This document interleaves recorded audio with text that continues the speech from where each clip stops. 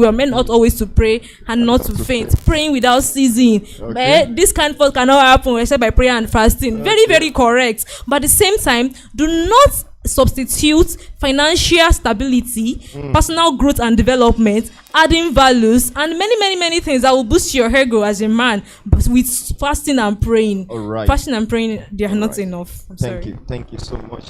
You want to say something? Or I should just okay? Let's go ahead because of our time. Let me just. It will start from you now.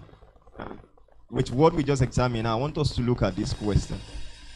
Now you have said this. This is the reason. Now, if a brother approaches a sister, and what should be the first thing, or what's the first thing that, without being praying now, you say, oh, everybody say, we'll pray. Brother approaches a sister and asks her out a hand in marriage. So what should be what would be your first thing to look at aside from prayer? And the brother just approach you to say, okay, the Lord, I want to marry you. But let me use the Lord as you say we should not be too spiritual. So now you approach the sister, the brother approached you and he was asking you your hand in marriage. What is that first thing aside from prayers now? What is that first thing that you want to sound like it? That will be on your checklist. I say, okay, before I will even pray, let me check this one. After checking, then I can go and pray. Okay, personally, I'm an unconventional lady. Like, I'm not your regular kind of lady. So my answer might be unconventional. Yeah, let's hear from you. So I get the whole the way you appear. Someone might say the first thing they will check is the way you appear and all of that. But personally, it's the quality of your presentation for me. It doesn't matter, even if you are wearing a tattered whatever, the quality of your presentation, that's the first thing. Because I believe that if you've built value over time, it will reflect in the way you communicate what you are here to say. So like it is, for me, you can come with blue on green. We can work on that. There are basic things. I love that. Like there are basic things that you should have. There are things that we can talk about that you get to change over time. So I'm not checking that first. It's one of the things, very important, because you'll be addressed the way you are. Of course, I want to be able to say, that's my guy coming and all of that. But then before all of that, the quality of your presentation. How rich are you in value? What is the depth of your wisdom? How did you present what you are coming to tell me? Like, throw me off my feet. That kind, even if God is going to eventually say no, like I'll be like, hi, that guy can, So for me, that's like the first thing. That's the first thing. Wow. I love that. I love that. She said something about the fact that we can work on the dressing. We still come to that. Can we hear from another person? Have anything to say to that? Okay, so for me, the first thing would be your level of wisdom in speech. I would like to see the depth of your wisdom through your speech. In fact, that is a very big, that's like my fastest. If you're a guy and I just pass by and you sound so intellectual, I would look at you again. I'm like, bro, wow. That is my number one. Then the second would be, how responsible are you? Because the truth is that not every guy, forget that they are men, not every guy are actually responsible people. So most of them have loose life. They don't have principles that, stand as walls in their lives. So how responsible are you? If I tell you, okay, I'm coming over to your house, and you say, no problem, come. I'll start checking you from that point. I don't want an irresponsible man. So your responsibility is like the second thing that stands out for me. And then your level of wisdom, just like JB has already said. All right. Do you have any inputs to that? Can I say something? All right. Go ahead. Okay, for me, it's just a personal thing anyways. I don't like it when a guy is just too straight. Just come on, you are seeing me for the first time, and next thing you're telling me is you like me and you have feelings. I don't like it. So for me, I believe so much in friendship. At least let's have some time together. With that, I'll begin to know that okay, even if this person comes, this is what I will tell you. And someone like I don't waste time.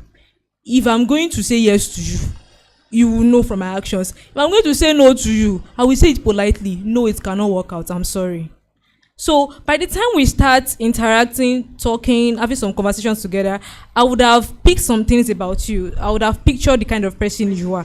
I don't like a loose person, so I don't like someone that is garrulous. I don't like someone. I'm attracted by your intelligence. If I call you my friend, then there must be something that I am benefiting from you. If not material things, but intellectually, you must be sound. Like you must have that wisdom. You must be rich so much that when we are talking, it's making so much sense. So I'm not the kind of person that just comes straight to me. I don't like it. It turns me off. No matter the hierarchy, I'm just turned off. Like, no. Can't just hold on. Can't you be patient and just study me and know who I am before you just pop the question? Even if you have the intention, study me first. Let's be friends. Do things that interest me. I have certain things that interest me.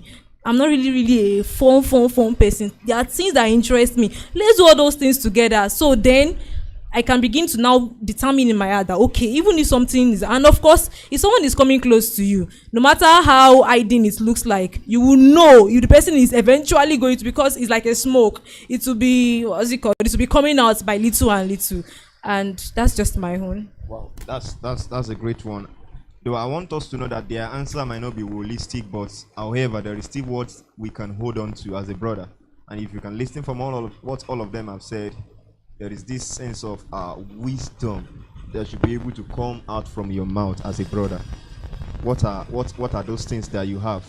It will show. You can hide it. At your appearance, people can really know that this brother has a content. So the question is, what are the contents of your container? What is the content in your container? Or you just have a container without a content? Sister doesn't want anybody that doesn't have anything to offer. So the answer might not be holistic, but I believe that there is always something to learn from what they have said. All right, you want to say something? All right. Another thing again is you can also ask those around about them. From 3 witnesses, because there are some people that will come and approach you, and that's the first time they're approaching you. You don't really know things about them.